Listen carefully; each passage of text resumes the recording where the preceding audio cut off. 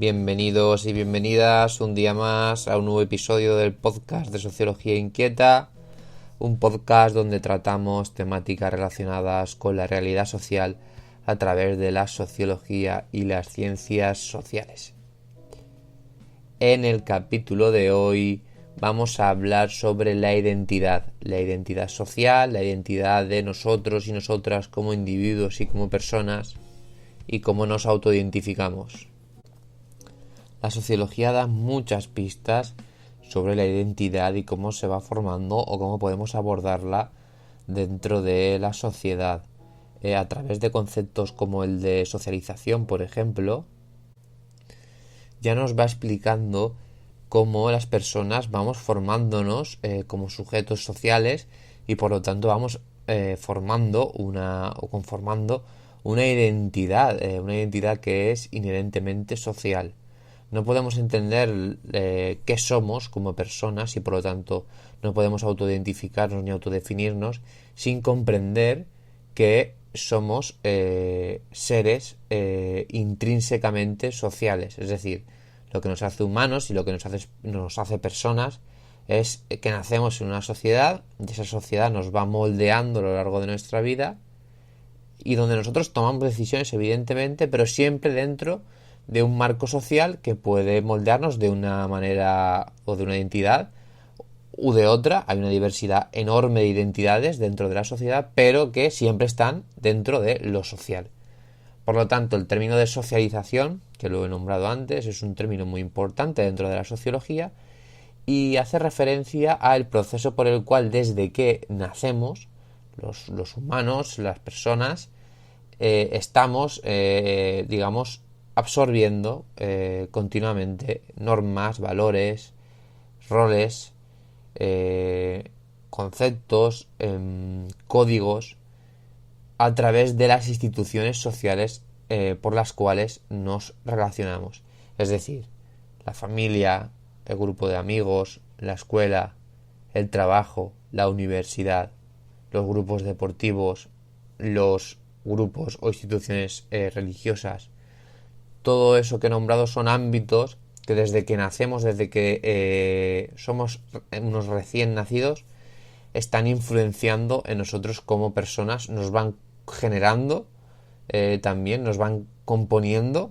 No es que nos compongan directamente, sino que la interacción dentro de estos ámbitos nos hace ser lo que somos. Por lo tanto, esto demuestra que una persona y la identidad en general es algo muy difícil de definir porque está en continuo dinamismo y porque es algo que está también intrínsecamente ligado al cambio y a la relación con el entorno o el contexto. La identidad es algo muy importante también, yo creo, desde un punto de vista político, como vamos a ver a continuación, porque reivindicar identidades que busquen la liberación, identidades que busquen además luchar contra el poder que impone cuáles son las identidades correctas y las que no, que también lo hay, y porque la identidad al fin y al cabo es algo que si se hace de manera transgresora, que si se cuestiona de manera transgresora, puede ir directa al meollo de una de las cuestiones, que más poder ejercen sobre nosotros, poder coercitivo, que es las identidades que son válidas y las que no. Es decir, lo que es normal y lo que no. La normalización de las cosas, de los comportamientos, de las identidades, es algo fundamental para poder atacar a las estructuras de poder hoy en día.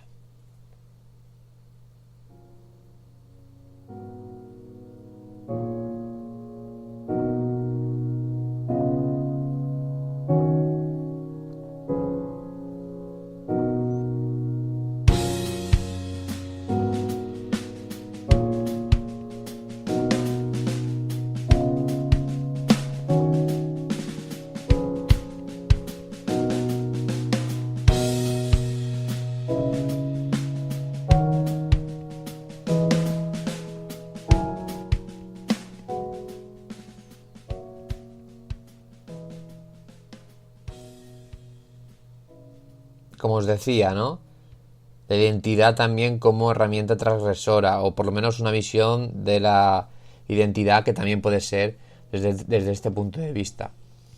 Es difícil, ¿no? También definir lo que es la identidad. Yo creo que es la autopercepción que quizás nos hacemos de nosotros y nosotras mismas, pero es una autopercepción que, como he dicho, está también muy ligada a lo que nos hacen creer que somos y lo que nos dicen que está bien que seamos y que está mal que seamos. Por ejemplo, vamos a hablar ya de ejemplos más concretos y de no hablar tanto de manera o de conceptos etéreos o abstractos. La identidad de género, que creo que es uno de los temas más acuciantes y que más me llama la atención, porque creo que dan de manera bastante contundente en la herida del conservadurismo. Por ejemplo, la identidad binaria basada en los sexos biológicos y también en el género hombre y mujer o masculino y femenino. El sexo, digamos que son las diferencias biológicas que la hembra y el macho, en este sentido, de las especies presentan en los humanos también existen, evidentemente. Pero el género está desligado del sexo en este sentido, o en parte desligado, porque es la identidad, es decir, cómo nosotros y nosotras nos identificamos con, por ejemplo, una identidad femenina, masculina u otra. No hace falta que sea binaria. Entonces, aquí encontramos ya una dualidad que es interesante de construir porque vemos que existe una lucha de poder por la identidad. Es decir, en la sociedad patriarcal siempre nos han enseñado, nos han hablado que, en primer lugar, existe una relación muy directa entre el sexo y el género y que es una relación prácticamente irrompible. Es decir, si tú naces con unos genitales masculinos, eres hombre. Si tú naces con unos genitales femeninos, eres mujer. Y también en el género, es decir, eres mujer en el sentido no solo biológico, sino también en el sentido social y de tu identidad. ¿Ya? Y lo mismo con los hombres. En realidad, bueno, el feminismo y también la teoría queer con trabajos como el de Judith Butler o Paul Preciado, también creo que hacen un trabajo que es polémico, que quizá tenga, digamos, ámbitos que se pueden cuestionar, pero que en el tema de la identidad creo que hay poquito de cuestionar en el sentido de que aquí hay unas barreras que nos imponen, ¿no? Digamos, unos segmentos donde no te puedes salir. Y bueno, aquí ellos argumentan la necesidad de romper o de salir del esquema binario, ¿no? Y creo que esto es algo que es transgresor, pero que es también bueno, ¿no? Porque en realidad, si pensamos con su lógica, que es una lógica que yo me apropio y la defiendo aquí abiertamente, eh, si empezamos a seguir o pensamos que el sexo y el género están separados, es decir, que puedes ser o puedes tener unos genitales, por ejemplo, masculinos, pero tú identificante con un género femenino, por lo tanto, estamos hablando de que sexo en teoría van a haber dos, que va a ser el masculino y el femenino, pero que géneros no.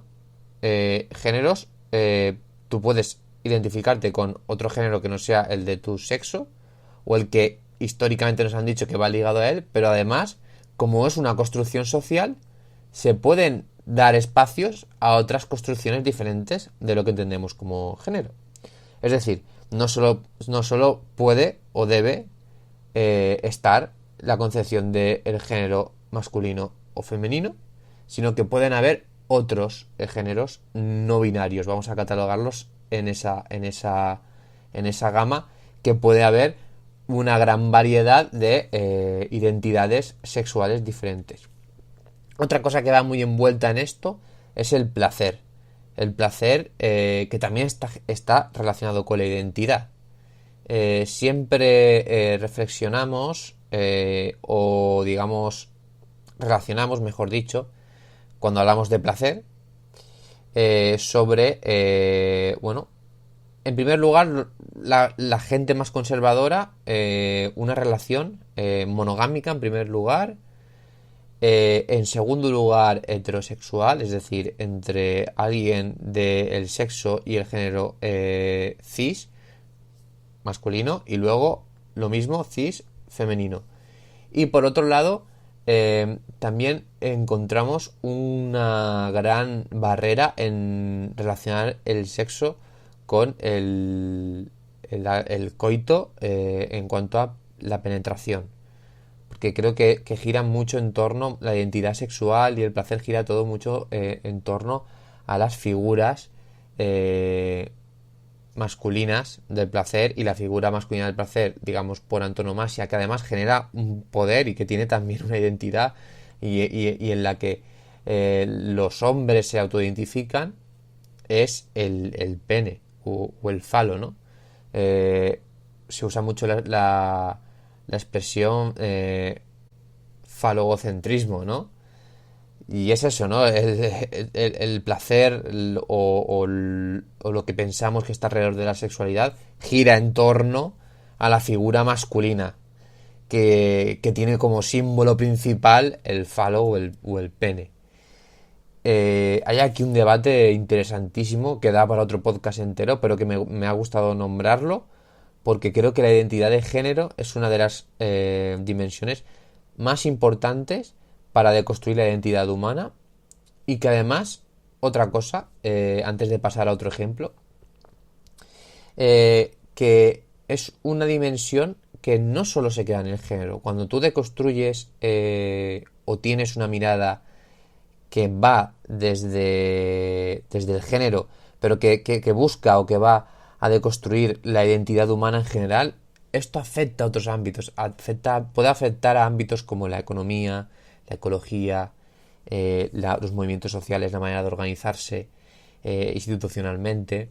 Es decir, la mirada de género, la mirada de constructora que nos ofrece este paradigma o que ofrecen teorías como la teoría queer, puede servir para otros ámbitos y puede servir para reivindicar nuevos espacios sociales con otras lógicas que estén fuera del poder hoy por hoy establecido como normal, que es el poder heteropatriarcal.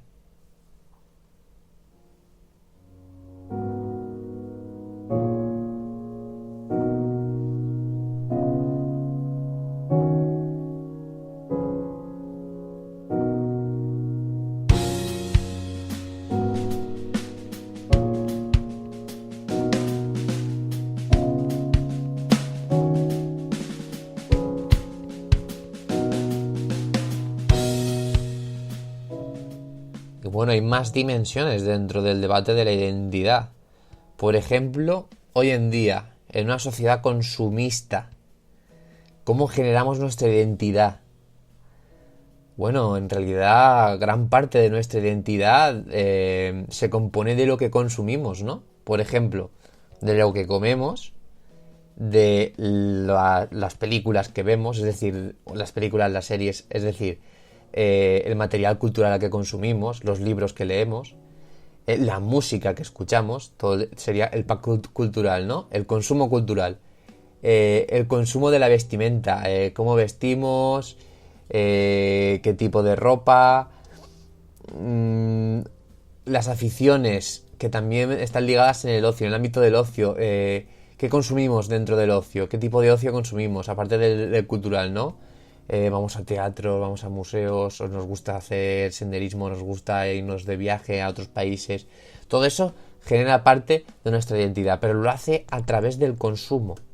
Y esto es algo que de por sí no es porque no es malo de por sí, ¿no? Las personas y la sociedad es una sociedad consumista, y en realidad todos los seres vivos sociales consumen recursos, pero sí que es cierto que los humanos consumimos recursos de una manera, digamos, depredadora, muy nociva. Es decir, no consumimos de manera sostenible, eso para empezar.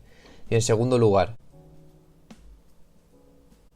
vivimos en una sociedad consumista. Es decir, el consumo nos traspasa y nos hace formar nuestra identidad a través de él. Zygmunt Bauman famoso sociólogo que ya falleció en 2017, trabaja mucho esto, ¿no? Tiene un librito para los que estéis iniciándose en la sociología que se llama Vida líquida, que podéis leer porque es muy interesante. Pero bueno, también hay artículos en páginas como Blog Media, etcétera, que hablan sobre el consumo y Bauman. También hay un filósofo que se llama Byung-Chul Han, filósofo surcoreano, que yo he hablado alguna vez de él, porque está muy ligado a Bauman. Sí que Bauman hace un trabajo más científico, Byung-Chul Han hace un trabajo desde el ensayo filosófico, pero los dos son interesantes porque reflexionan muy bien sobre la sociedad consumista actual.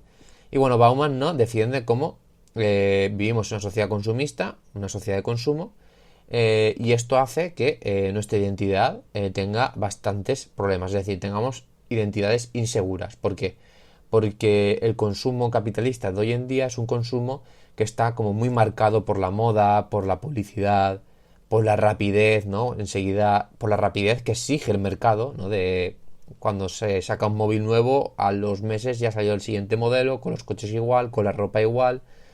Cada temporada existen nuevas, digamos, gamas o nuevos modelos de los productos.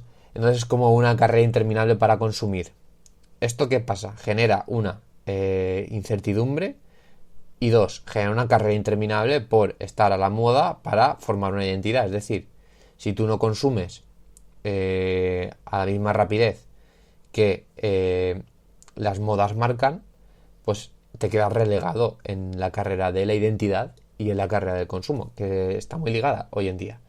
Entonces puede generar bastante, digamos, incertidumbre, bastante inseguridad, porque es difícil, ¿no?, seguir hoy en día a las modas y seguir un poco las actualizaciones que nos exige el mercado como personas consumidoras, que además como identidades consumidoras, diría yo. Y otra cosa más que es igual o más importante, y es que la identidad, en la que parte de ella se genera a través del consumo, es una identidad muy superficial, ¿no? O sea, es un consumo la mayor parte de las veces que lo haces para que la gente te vea los productos que tú has comprado. Te compras un reloj, te compras una chaqueta, te compras un pantalón, vas al cine, lo subes a redes sociales, te lees un libro y también lo subes.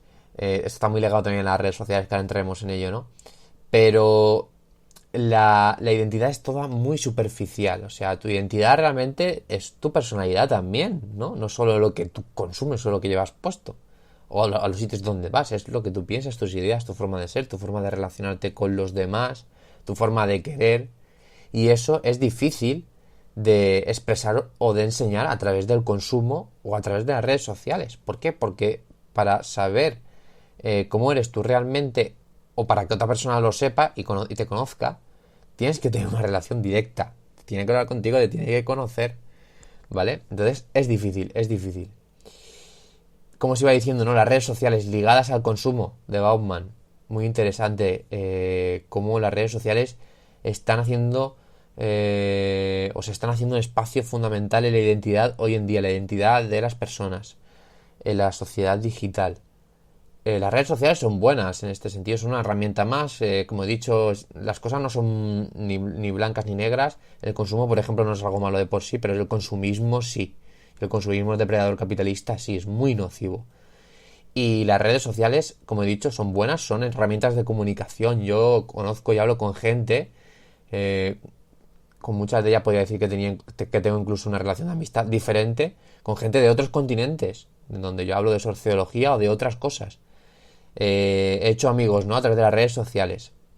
Pero sí que es cierto que las redes sociales también tienen unos lenguajes, unos códigos que son nuevos, porque llevan muy poquito tiempo y que a veces son muy agresivos. Las redes sociales son bastante agresivas y superficiales también. Están muy ligadas al consumo, al capitalismo, porque surgen en la sociedad capitalista, es un producto de ella. Y en Instagram, en Facebook, en Twitter, en redes sociales de este estilo, muchas veces nos mostramos a ellas o las usamos como si fueran un escaparate. O sea, nos exponemos, ¿no?, como personas. Yo soy porque voy a estos sitios, consumo estas cosas, voy a tales restaurantes, tengo a esta pareja, Intentamos siempre salir súper bien en las fotos, hay filtros para mejorar nuestro aspecto. Somos mercancía muchas veces, ¿no? Porque la lógica mercantil traspasa las redes sociales de cabo a rabo, básicamente. Y hay que tener mucho ojo con esto. Se puede hacer un uso de las redes sociales totalmente diferente, porque a mí me parece una herramienta colectivizadora y democratizadora brutal. Puedes escribir artículos, puedes hacer vídeos, puedes expresar lo que piensas sobre un montón de temas, puedes relacionarte con otras personas de otros sitios que el espacio-tiempo sin las redes sociales no te lo permitiría. Pero también está esta dimensión, ¿no? Todo lo cruel de la sociedad capitalista también está en las redes sociales y además creo que coge unas dimensiones omnipresentes. Por ejemplo, si tú sufres acoso, si sufres insultos, si lo haces si te pasa en el mundo fuera de la red, en el mundo offline, en el mundo material, cuando tú llegas a tu casa, cuando tú estás con tu familia, o cuando estás en el sitio donde no te pasa eso, donde no te acosan, donde no sufres la agresión, estás a salvo.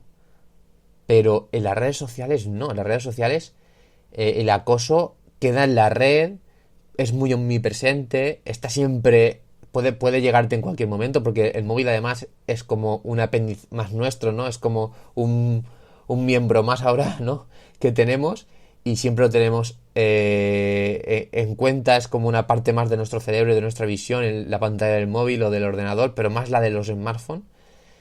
Que es yo creo que es el primer paso para convertirnos en cyborgs total, porque es como un apéndice más que tenemos y que usamos para pensar y para mirar, para relacionarnos, etcétera. Pero ahí también podemos tener un gran problema con el móvil, porque podemos encontrarnos con situaciones muy, muy nocivas para nuestra autoestima, psicológicamente hablando, pero también nuestra identidad, ¿no? De sentirnos inseguros, no saber bien o muy bien por qué hacemos las cosas, dejarnos llevar un poco por las modas o en general por entornos tóxicos. Y bueno, la identidad en las redes sociales es algo que aún está por ver cómo va a evolucionar, pero que necesita mucha pedagogía y tenemos que además, incluidos las sociólogas y sociólogos, bueno, ahondar en cómo va a evolucionar la sociedad, porque es un ámbito que puede ser potencialmente positivo, pero que de momento también tiene muchísimas cosas negativas. Y bueno, por último también me gustaría hablar sobre la identidad de clase social. Eh, creo que es algo fundamental hoy en día. La clase obrera bueno, las clases, digamos, bajas o incluso clases medias y clases bajas, creo que han perdido un poco el norte identitario, no se identifican bien, sobre todo no saben enfocar bien los intereses, y me incluyo, ¿no? Porque es muy difícil en este mundo de desinformación, donde los medios de comunicación en mayor parte los controlan los discursos y el capital de las clases capitalistas y de las clases altas. Bueno, pues las clases bajas estamos perdidos en cuanto a identidad de clase. Hace falta reivindicar siempre esto, ¿no? Debemos volver a creer en la identidad de clase. Debemos luchar sobre todo por la identidad colectiva frente a la identidad individual o minoritaria de las clases altas. Vivimos en una sociedad profundamente individualista, tanto por las lógicas que hemos nombrado antes, consumistas, patriarcales, las lógicas de las redes sociales y la comunicación que están ligadas a la superficialidad y también a las nuevas formas de comunicación de la revolución digital y las nuevas tecnologías. Y por último, como he dicho, tenemos que luchar por volver a reforzar la identidad colectiva. Lo colectivo ha perdido terreno frente a lo individual. Nosotros, seguro que en este podcast, vosotras y vosotros habéis pensado en la identidad desde un punto de vista individual todo el rato, pero en realidad existen identidades colectivas. La identidad de clase social. Yo soy de clase obrera y las personas que comparten una misma, digamos, dimensión material de vida son personas que tienen una identidad o que comparten una parte de mi identidad, porque comparten y porque forman parte de la misma clase social a la que yo pertenezco y tienen, digamos, las mismas necesidades, muchas veces las mismas problemáticas y muchas veces reivindican y tienen las mismas inseguridades que nosotros frente a la identidad. Por eso es muy importante autoidentificarnos con los demás y reforzar las identidades colectivas, sobre todo de los más oprimidos, de las identidades colectivas que el capitalismo ha muy inteligentemente y muy concienciadamente ha ido dinamitando. Hay que volver a reivindicar la identidad obrera y la identidad de clase, porque eso nos hará ser más conscientes de los problemas, luchar por ellos, generar movimientos sociales potentes, manifestarnos con sentido, ser menos manipulables y en general ser más tolerantes con nuestros congéneres, porque los identificaremos con más facilidad. Y bueno, esto es todo por hoy en el podcast. Espero que os haya gustado. Me ha sido muy complicado porque sí que es cierto que he estado leyendo cosas y viendo bastantes vídeos sobre identidad, pero lo he hecho sin guión por un problema técnico que he tenido y no sé si en alguna parte me he repetido, pero bueno, espero que si he dicho ahí alguna cosilla que no tenía mucho sentido, me disculpéis. Y nada, nos vemos en el próximo episodio. Os recuerdo que he sacado hace poquito, hace unos meses, el libro de Manual de un sociólogo insociable, que lo podéis obtener por Amazon. Si le queréis dar una oportunidad, es un libro que creo que es bastante adecuado para gente que le gusta este podcast y también para gente que quiere iniciarse en la sociología. Tiene un precio de 16 euros. Es autoeditado y bueno, es un trabajo muy humilde, pero creo que ha acabado siendo un trabajo bastante profesional gracias a Editorial 1, una editorial en la que bueno, yo utilicé para que editara el libro y bueno, nada más que deciros. Os invito a que lo leáis. Un saludo y hasta la próxima.